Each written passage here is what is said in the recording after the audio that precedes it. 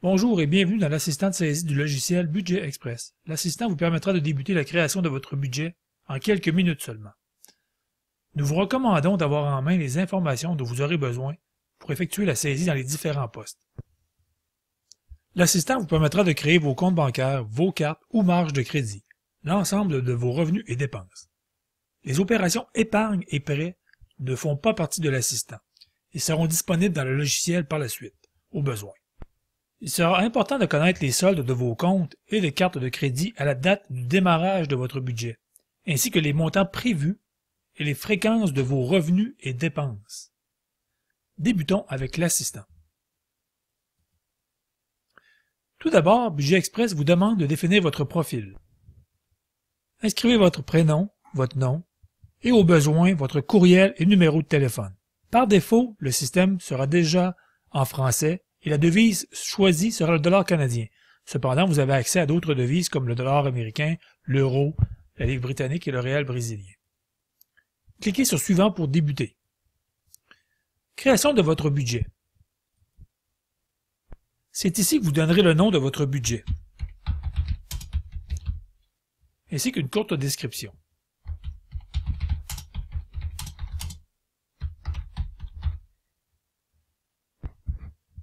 D'autres options vous permettent de protéger votre budget. Entrez un mot de passe, mais dans l'assistant, nous vous recommandons de ne pas l'utiliser pour le moment. La conversion d'un budget depuis la version 4.0. Pour ceux qui avaient la version antérieure, il sera possible pour vous de faire une conversion. Une autre vidéo vous expliquera comment effectuer cette conversion, en plus de la documentation en ligne. Nous ne le regarderons pas dans cette vidéo. Par la suite, il est très important de choisir la date où vous débuterez votre budget. Par défaut, le système choisit toujours la date du jour, mais vous pouvez le débuter au début de l'année, au début de l'année suivante si vous êtes en fin d'année, ou de choisir une date à votre choix. Débutons notre budget au début de l'année 1er janvier 2018. Tout d'abord, nous entrons dans la configuration des comptes bancaires. Par défaut, Budget Express génère le seul et unique poste déjà préconfiguré, celui du compte principal. La notion de compte principal est obligatoire dans Budget Express. Cependant, vous pouvez le modifier en tout temps. N'importe quel compte bancaire peut devenir un compte principal, mais il doit toujours y en avoir au moins un actif. Donc, on va conserver ce compte bancaire déjà saisi et rajoutons les autres comptes que nous avons en notre possession.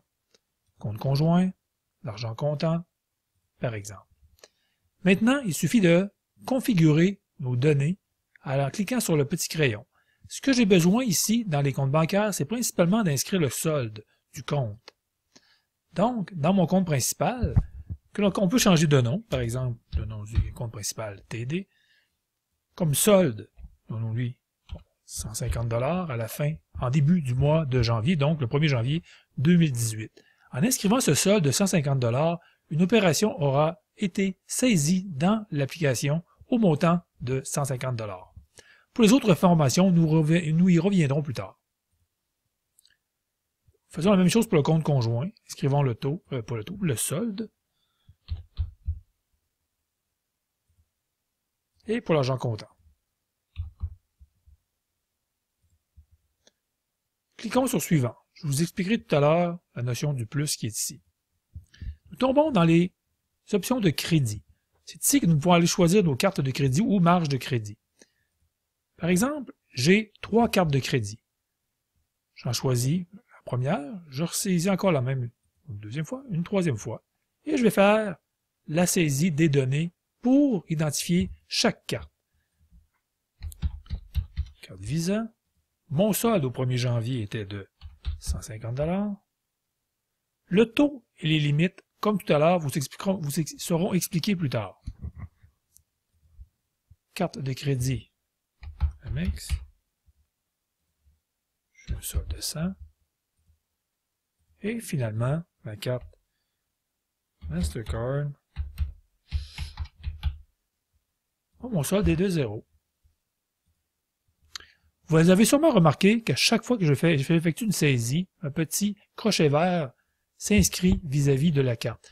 Si je n'aurais pas effectué une saisie, par exemple, j'utilise la marge de crédit et je ne saisis rien.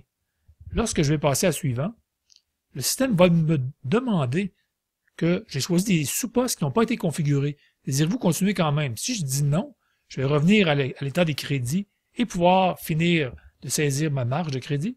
Si je dis oui, je passe au prochain champ et mes 3 cartes de crédit déjà saisies vont être dans le système, tandis que la marge de crédit n'y sera pas. Donc, continuons. Maintenant, avec les revenus. On remarque tout d'abord que les revenus sont séparés avec 3 grandes catégories. En cliquant sur chacune des catégories, nous ouvrons son menu qui nous démontre chacun des sous-postes budgétaires dans lesquels nous saisirons ces revenus. Donc, commençons par paye et avantages sociaux. Donc, tous les sous-postes qui sont ici ont été définis par Budget Express, évidemment, et associés à la catégorie paye et avantages sociaux. Toute cette configuration sera possible d'être modifiée par la suite dans le système si vous le désirez. Lorsque l'on choisit nos sous-postes budgétaires, on clique comme on a fait tout à l'heure pour pouvoir saisir nos données. Nous pouvons cliquer plus qu'un à la fois si nous désirons. Par exemple, moi j'ai une paye, j'ai un bonus à quelques reprises, pas assez souvent, et j'ai la paye de ma conjointe. Maintenant, j'ai des revenus divers, que je reçois de la bourse, et des intérêts. Donc, si pour moi mes revenus sont terminés, il saisit maintenant d'aller saisir, comme tout à l'heure, chacun des éléments qui composent ce revenu. Évidemment, il n'y a pas de limite sur le nombre de comptes de revenus ou de dépenses qu'on va voir tout à l'heure à saisir, et comme vous avez remarqué, on peut saisir le même compte plusieurs fois. Ce qui est important, par exemple, c'est de les distinguer. Par exemple, si on va dans le revenu qui est ici, on peut inscrire paye régent, montant. Il n'y a rien de vrai dans ça, évidemment. 985 $ par mois. Donc, les fréquences qui sont ici sont très, très, très importantes. Donc, j'ai bien inscrit 985 par mois, c'est ce que j'ai dit, mais je pourrais choisir un autre type de fréquence, comme par exemple par la semaine, par jour, par année, bimensuel, ce qui est nouveau, on n'avait pas dans les anciennes versions, quelques fois ou une seule fois. Donc, évidemment, c'est très important que lorsque je choisis mon montant, que le montant qui est inscrit est en lien direct avec la fréquence. Donc, dans mon cas, si c'est 985 par mois, il faut que je l'inscrive comme ça ici. Cependant, si je recevrais 985 $ par tous les 2 mois, je pourrais inscrire 2 ici. À chaque étape de l'assistant, nous vous montrerons les différentes fréquences et possibilités pour différents éléments dans les revenus et les dépenses. La date de début est très importante. La date saisie est toujours le 1er janvier 2018 car c'est la date que nous avions choisie au départ. Cependant, dans mon cas, si je veux modifier cette date, et c'est le cas, je suis payé une fois par mois. Ma paye rentre à tous les 31 du mois. Donc, c'est ici que je vais aller inscrire la date du 31 du mois. La date de fin et le pour toujours qui est ici sont très importants aussi. C'est dans le cas où je connais la date de fin de ce revenu. Dans le cas où je ne le connais pas, je vais juste à le laisser pour toujours. Comme cela, et je devrais le modifier au moment où je connaîtrai le changement. L'impact encaissé par défaut, le système présente toujours le compte principal en premier. Cependant, il est très simple de le modifier, juste à cliquer sur la petite flèche et choisir un autre compte, par exemple le compte conjoint. Dans ce cas, le 985 $ sera encaissé directement dans le compte conjoint. Cliquez sur Enregistrer pour passer au prochain. Pour le bonus, par exemple, je reçois un bonus pour Noël. Le montant est de 5 000 $ et je le reçois une seule fois seulement, le 31 décembre, à la fin de l'année. Quand je clique sur le mois, je peux naviguer à travers les différents mois juste en cliquant sur le mois ici et en allant en décembre, cliquer sur le 31. Voilà, c'est très simple. Et il est encaissé dans le compte principal, je le laisse comme ça. Enregistrer. Maintenant, allons un petit peu plus vite. La paye. La paye de ma conjointe reçoit 500 $, mais par semaine. À ce moment-là, c'est important de bien comprendre que c'est le 500 $ qu'elle reçoit par semaine, donc à toutes les semaines, et elle le reçoit le jeudi. Donc, choisir le premier jeudi du mois, donc le 4 janvier, pour inscrire votre donnée. Comme on ne sait pas encore une fois jusqu'à quand cette dépense, ce revenu aura lieu, nous le laissons pour toujours, et Encore une fois, on peut modifier le compte pour dire que c'est le compte conjoint qui encaisse l'argent. Enregistré. On est avec la bourse, par exemple. La bourse, on reçoit 50 $ quelques fois dans l'année. Quelques fois veut dire, on choisit dans le calendrier à quel moment on reçoit ces montants en lien avec la bourse. Par exemple, je vais écrire le 26, changeons le mois, au mois de mars le 16, et au mois d'avril, le mois de mai, le 18. Vous voyez, le 50 $ que j'avais inscrit ici, c'est répété automatiquement dans les différentes cases. Si par exemple, je sais qu'au mois de mai, ce n'est pas 50, mais 75 que je vais recevoir, je peux le modifier directement dans cette case. Encore une fois, on peut encaisser directement dans le compte principal. Enregistrer. Chose pour les intérêts. Les intérêts, je le reçois 500 $ par année. Donc à ce moment-là, je choisis à quelle date exactement dans l'année je reçois ce montant d'intérêt. Donc encore une fois, je peux changer le mois. Je dis que c'est au mois d'octobre. 31 octobre, je le reçois. Et ces montants d'intérêt ne sont pas pour toujours. Je les aurai uniquement pour 2 ans. Donc, j'aurai le temps de faire, je ne recevrai que 2 versements. Donc, dans cette année, dans les années. Donc, en 2018 et en 2019, je recevrai le 500 $ au 31 octobre. Maintenant, passons aux dépenses.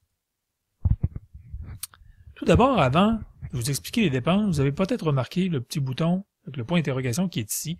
Ce point d'interrogation vous permettra d'accéder directement à la documentation en ligne. Donc, je vous laisserai regarder en temps et lieu. Dans les dépenses, il y a beaucoup plus de postes budgétaires que dans les autres types d'opérations. Évidemment, vous remarquerez que chaque poste budgétaire est classé en ordre alphabétique. C'est la même chose pour chacun des sous-postes à l'intérieur de chacun des postes. Donc, évidemment, en cliquant sur chacun des postes, on ouvre pour découvrir chacun des sous-postes liés à ce poste budgétaire. Dans le logiciel, chacun des sous-postes budgétaires est obligatoirement lié à un poste. Comme mentionné plus tôt, vous pourrez modifier cette liaison dans le logiciel par la suite. Donc, choisissons nos différents comptes de dépenses. Pour les fins de vidéo, je vais en choisir juste quelques-uns. Évidemment, dans votre cas, j'imagine qu'il y en a beaucoup plus. Donc, par exemple, je choisis l'épicerie. Vous verrez que je ne suis pas obligé d'utiliser la flèche immédiatement pour transférer chacun de mes sous-postes dans mes dépenses. Je peux descendre la liste et en choisir quelques-uns. Par exemple, Internet, évidemment, ça me coûte très cher, téléphone cellulaire, dans les dépenses diverses, le restaurant, j'ai mon petit chat, la famille, très important, les dépenses pour les enfants, etc., etc., etc. Donc, j'ai choisi plusieurs postes, je peux cliquer sur la flèche et chacun de ces postes iront se placer dans mes dépenses. C'est le même principe que pour les revenus, je dois, dans chacun des cas, utiliser le crayon pour pouvoir entrer mes données. Vous avez peut-être remarqué aussi la petite poubelle qui est ici à droite. Si par exemple, j'ai choisi soins d'animaux, j'en ai pas d'animal. Donc, je peux l'enlever parce que je l'ai choisi par erreur. En cliquant sur la petite poubelle, il les retourne où il était. Comme dans l'autre cas, si je veux utiliser le même poste budgétaire plus d'une fois, il est toujours encore possible de l'ajouter. Par exemple, je vais ajouter épicerie une deuxième fois, je peux très bien l'ajouter 2 fois. Dans un cas comme celui-là, vous remarquez que c'est le même nom, le même logo. Donc, c'est très important de lui donner une description différente. Par exemple, si je veux distinguer mes achats chez Costco du reste de mon épicerie. Par exemple, je lui dis, Costco, ça me coûte 500 $ et j'y vais le premier samedi du mois. Encore une fois, je peux choisir l'impact. Dans ce cas-ci, c'est payé par. Évidemment, ici, là, les cartes de crédit viennent en ligne de compte. Parce que quand je vais chez Costco, moi, je paye toujours avec ma carte Visa. Donc, j'enregistre et on continue. L'épicerie ici, dans ce cas-ci, je veux distinguer pour les dépenses chez IGA. Lui, j'y vais à toutes les semaines et ça me coûte 150, ça peut beaucoup. Donc, 120 $ par semaine et chez IGA, j'y vais à tous les vendredis. Donc, à partir du 5 janvier, et encore une fois pour toujours, parce que je ne connais pas vraiment la date de fin, je pourrais modifier par la suite les montants si je le désire, je vous expliquerai un petit peu plus tard comment, et je peux choisir de quelle façon je paye. Chez IGA, je paye avec ma carte de crédit. Et on continue. Internet, ça me coûte 99 $ par mois, je le paye le dimanche, le 7, dans mon compte principal. Téléphone cellulaire, Je veux indiquer c'est lequel. Belle. Coûte 45 $ par mois. Et lui, je le paye le jeudi. Le restaurant. Le restaurant, j'y vais quelques fois par semaine. Donc, je peux inscrire quelques fois ou un montant par semaine. Et à ce moment-là, j'y vais habituellement le samedi. Ça me coûte un peu plus cher que 25 $, donc 75 à tous les samedis. Et je le laisse par semaine et je paye toujours avec ma carte Amex. Je vais utiliser les dépenses d'enfants pour expliquer la notion de dépense variable. Dans le fond, la dépense variable, c'est une dépense que l'on ne connaît pas le total avant la fin du mois. Donc, dans un cas comme celui-là, il y a plusieurs façons de faire. Je vais en montrer une pour les fins du vidéo. Si je prévois que une dépense d'enfant, tous les mois, ça me coûte à peu près 200 $. Donc, moi, à la fin du mois, je vais marquer que c'est à la fin du mois uniquement que je vais connaître le montant exactement de cette dépense variable.